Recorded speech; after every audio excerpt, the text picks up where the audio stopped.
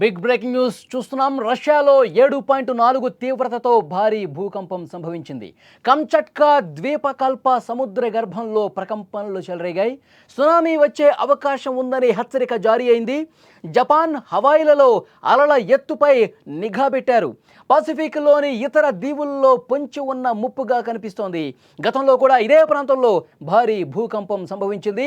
జూలైలో వచ్చిన సునామీతో పసిఫిక్ మొత్తం కూడా అతలాకుతలమైపోయిన పరిస్థితి. ప్రజలను సురక్షిత ప్రాంతాలకు తరలించే ఏర్పాట్లు కూడా చేస్తూ ఉన్నారు. మీరు విజువల్స్లో చూడొచ్చు, ఎక్కడికక్కడ నిఘా కనిపిస్తోంది. ఎందుకంటే తీవ్రమైనటువంటి భూకంపం కాబట్టి ఏ క్షణమైనా సరే అలలు ఎగసిపడి సునామీకి దారితీసే పరిస్థితి ఉంది. పసిఫిక్ మహాసముద్రం మరోసారి భూకంపాల ప్రకంపనలతో అట్టుడికిపోతోంది. రష్యా తూర్పు తీరంలోని కంచట్కా ద్వీపకల్పం ఈ ఉదయం భారీ ప్రకంపనలతో ఉలిక్కిపడింది. రిక్టర్ స్కేల్పై ఈ భూకంప తీవ్రత ఏకంగా 7.4గా నమోదైనట్లుగా యునైటెడ్ స్టేట్స్ జియోలాజికల్ సర్వే అధికారికంగా ప్రకటన చేసింది. సముద్ర గర్భంలో 39.5 కిలోమీటర్ల లోతున ఈ భూకంప కేంద్రం ఉన్నట్లుగా గుర్తించారు. భూకంపం సంభవించిన వెంటనే పసిఫిక్ సునామీ వార్నింగ్ సెంటర్ అప్రమత్తమైంది. భూకంప కేంద్రానికి 300 కిలోమీటర్ల పరిధిలో ఉన్న రష్యా తీర ప్రాంతాల మీద ప్రమాదకరమైనటువంటి అలలు విరుచుకుపడే అవకాశం ఉందని హెచ్చరించింది. ఆ తీర ప్రాంతాల్లో ఉన్న ప్రజలు ఎప్పటికప్పుడు అప్రమత్తంగా ఉండాలి, అధికార యంత్రాంగం కూడా కనిపెట్టుకుని ఉండాలని ఆదేశాలు వచ్చాయి. ఈ శక్తివంతమైన ప్రకంపనల ప్రభావం కేవలం రష్యాకే పరిమితం కాదని, పసిఫిక్లోని ఇతర దేశాల మీద కూడా ఉండొచ్చని పసిఫిక్ సునామీ వార్నింగ్ సెంటర్ హెచ్చరించింది. జపాన్, హవాయి అలాగే పసిఫిక్లోని ఇతర దీవుల్లో కూడా 30 సెంటీమీటర్ల ఎత్తులో అలలు ఎగిసిపడే అవకాశం ఉంది. ఈ హెచ్చరికలతో ఆయా దేశాల్లో ఒక భయం కనిపిస్తోంది, ఆందోళన కనిపిస్తోంది. ఎప్పుడు ఏం జరుగుతుందో ఒక తెలియనటువంటి సిచ్యువేషన్, ఒక ప్యానిక్ సిచ్యువేషన్ అక్కడ కనిపిస్తోంది. జపాన్ వాతావరణ సంస్థ మాత్రం ప్రస్తుతానికి ఎటువంటి సునామీ హెచ్చరిక జారీ చేయలేదని, పరిస్థితిని నిశితంగా అబ్జర్వ్ చేస్తున్నామని జపాన్ చెప్తోంది. యునైటెడ్ స్టేట్స్ జియోలాజికల్ సర్వే అందించినటువంటి సమాచారం ప్రకారం ఈ భూకంపం రష్యా తూర్పు తీరంలోని కంచట్కా ద్వీపకల్పంలో ఉన్న పెట్రోపావ్లోవ్స్క్ కంచాట్కీస్ నగరానికి తూర్పున 111 కిలోమీటర్ల దూరంలో ఉంది. దీని భూకంప కేంద్రం సముద్ర గర్భంలో 39 కిలోమీటర్ల లోతున ఉన్నట్టుగా గుర్తించారు. మొదట దీని తీవ్రతను 7.5గా అంచనా వేసినప్పటికీ ఆ తర్వాత ఒక పాయింట్ తగ్గింది, 7.4కి సవరించారు. ఈ భూకంపం ఇప్పుడు జపాన్, హవాయి వంటి దేశాలకు ఒక పీడకలగా మారింది. కేవలం 2 నెలల క్రితం, అంటే గత జూలై నెలలో ఇదే రష్యా కంచట్కా ద్వీపకల్పంలో ఏకంగా 8.8 వచ్చింది.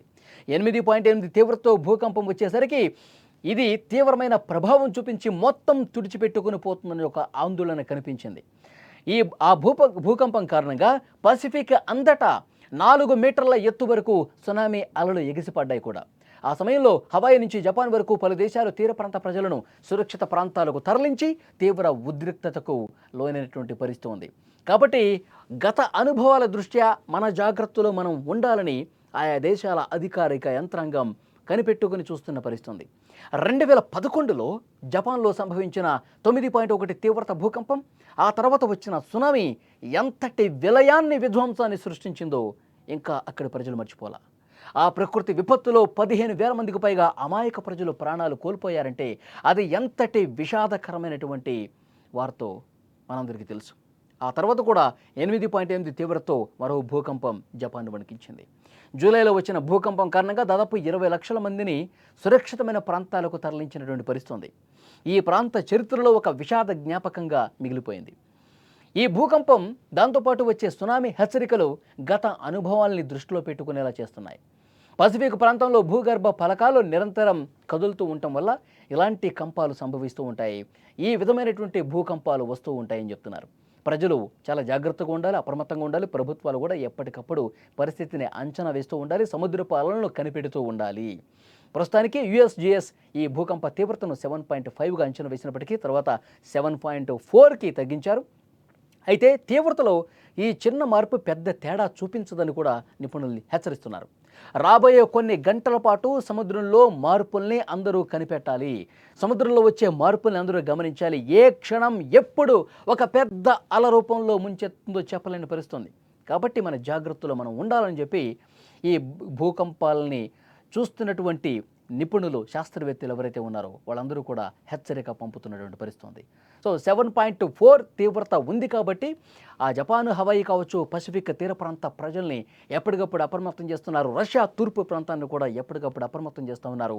అక్కడ తీర ప్రాంత ప్రజలని అలర్ట్ చేస్తూ అక్కడ అధికార యంత్రాంగం అవసరమైతే కొంతమందిని వేరే ప్రాంతాలకు కూడా తరలించడానికి ఉన్నటువంటి అవకాశాలను కూడా పరిశీలిస్తున్నటువంటి పరిస్థితి ఉంది.